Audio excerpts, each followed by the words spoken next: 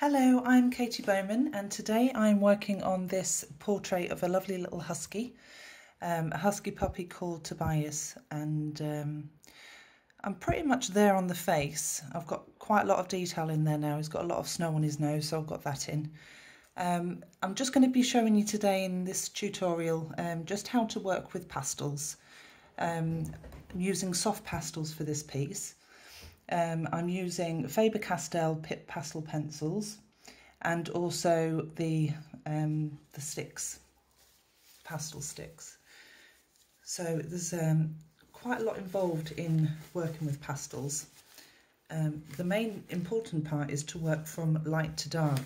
As you can see, I've started to fill in a lot of the lighter areas. I'm just getting a glove on.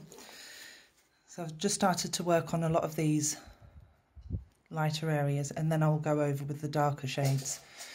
This is quite a cold portrait so far. It's got a lot of cold colours in it. It's got the blue eyes, it's got the black and white. So I've just started to introduce some of the warmer tones which come through on these paws here. So you'll see I've just started to get some of this cream colour. It's like an ivory colour in this one. And this one's quite white here, but it does come in with a lot of warmer colours further down. So I'm just going to introduce you to pastels really, and just to show how it works. Now, important for me, I like to use a glove. It's just a normal latex glove, and this is so that you don't have any, you know, your fingers will sweat, even just a little bit. And if you get that mixed in with the pastels, it could get messy. So it's always best to wear a glove. I also like to use a piece of paper where I'm not working, just so that it doesn't smudge your work. So I like to cover that over. Try not to add any pressure onto that part, because obviously it will interfere with the work that you've done. I generally like to work from top to bottom, left to right if I can, but of course I've got a bit happy with the pastels there on the right hand side, so I'm just going to get some of the left hand side done now.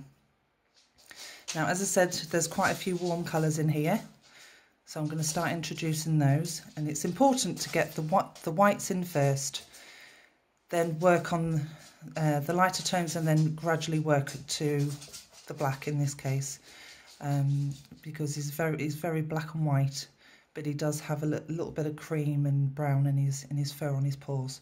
So I'm just going to start working on that now. So, like I said, I'm using these pastel sticks. So for large areas, it's good to get the base colour. This is a bit worn actually. I should have shown you a newer one, but it's just a Faber Castell stick. So I like to use Faber Castell mainly because they're quite a hard, soft pastel. I know it sounds strange, but you can get very soft pastels. Faber Castell and Rembrandt is another one that you can use, and it's quite hard, and it doesn't put too much in the grain of the paper. Now, this paper that I'm using is a velour paper. It's a Vic Bearcroft, actually, a fabulous artist he is. He works with tigers, and he brought out his own brand of paper, and I thought I'd give it a go. And it is quite difficult to work with sometimes, depending on what type of a portrait you're going for. I mean, obviously this is a very fluffy dog, so it's perfect for this sort of a dog, but if I was to go for a more detailed, you know, short-haired dog that wasn't so fluffy, it wouldn't be suitable. So I'm just getting some of these whiter areas in. And you see, you do have to really work this in. Because of this type of paper, it has a very high tooth. It's almost like velvet, if you can imagine working with velvet. Sorry about the noise in the background. That's Jess the dog. She likes to patter around while I'm working. So it's just getting the base layer in. It's quite white around here.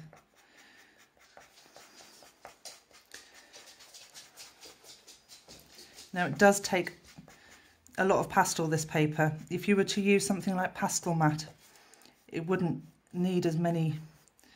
You would need to work on a lot lighter a layer than what I'm doing here. Now,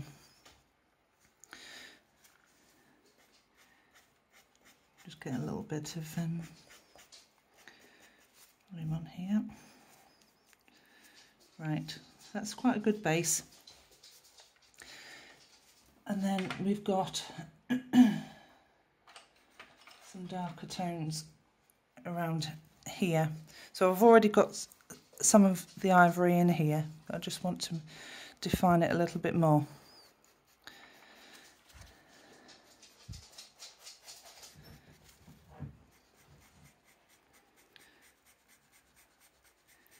Now it does take quite a lot of work using pastels. It's nothing like using coloured pencils really to me. Every artist is different obviously, but for me using pastels is a completely different medium. So it does take quite a lot of practice really.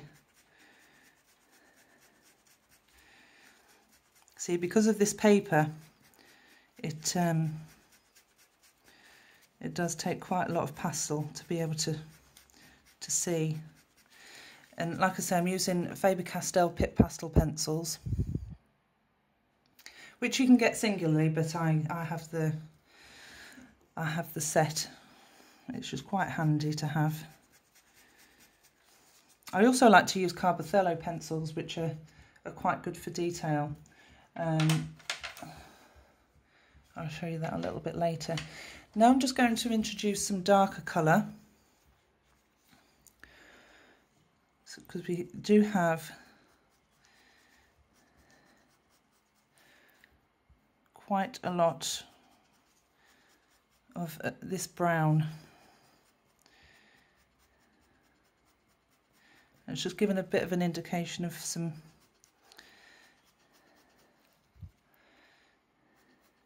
so it's gone quite dark there. I'll probably lighten that a little bit, but you can, the paper you can use to your advantage, in that you can very much blend with this paper. So we've got a fair bit of this one. You see the contrast between this gorgeous brown pour here, and then you've got the colder colours above. So it's a good, very good contrast to have, and it's important to get the contrast right. You don't want it too cold and then warm. I do have a few warm colours in the face here, but I think it's more reflective, but it's important to see those reflections. Right, so I'm just going to go back over with this ivory. You see how easy that blends. I'm not sure if I like this paper in comparison to, I like Mitiente's paper as well, if that's even pronounced correctly, but I quite like a smooth paper, probably because I'm quite used to using a smooth paper with coloured pencils.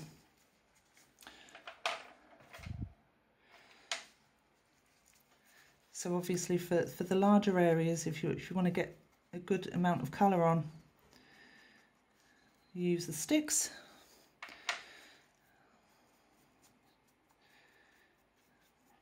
Takes a soft touch with pastels. You just need to work it into the tooth of the paper and blend. Now, of course, if there was more definite lines in here, I would then, because we haven't actually filled that tooth, you can then go over with another colour. Always important to work from dark to light. Now I'm not going to keep this video going for too long because it can get a bit tedious. It can take many hours going over the same spot until you get the right texture. Now I'm just referring to the reference photo here. I've got it on my laptop in front of me, so I keep referring to it to see where the fur goes. So the white pretty much stops here, and then I'll show you just how I build up to a darker colour. So rather than just going white, black, it's important to get a gradient of colours, because otherwise it won't look like fur. So I like to, because this is black here, so it goes black, white, and then it goes into the warmer colour. You'll be able to see on my page, once this portrait is finished, you'll be able to see the end result, and obviously I'll share the reference photo. If you go on my page, you'll be able to see the reference photo actually. This was actually a competition winner on my page. I like to have a few giveaways on my page, so it's worth having a look. So as you can see, I'm working in one direction because this is the way the fur goes. It goes around this way.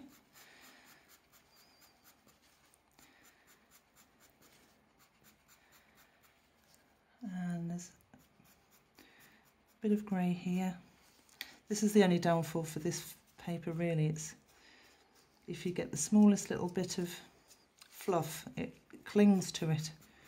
So it's very important to be very, very clean with this paper.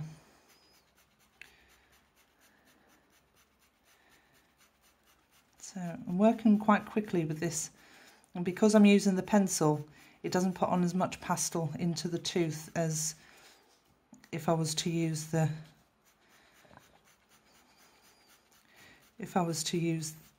stick. Right, so this is very black here, so I'm going to start showing you here. So it's important to have a sharp pencil when you're doing the detail, and I'll do the same when I come round here.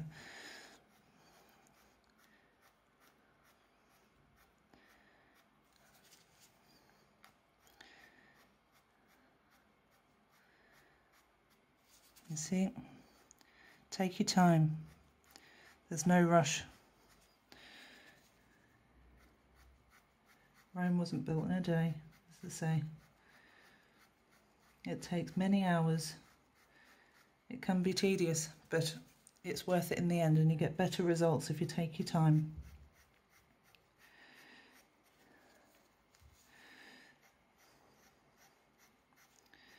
Now, if for instance,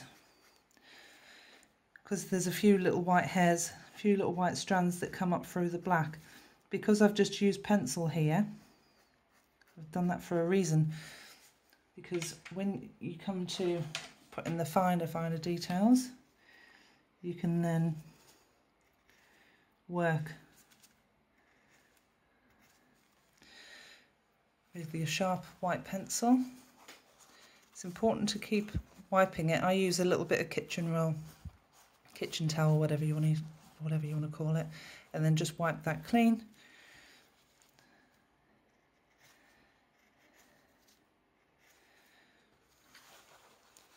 As soon as you see a build up,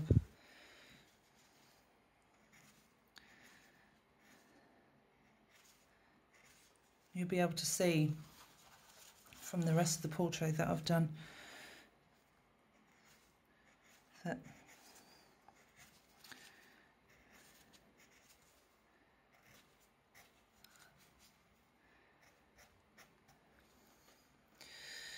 so I'm going to leave it there. I'm going to do a bit of a close-up, so I'm just going to unclip you there just so that you can see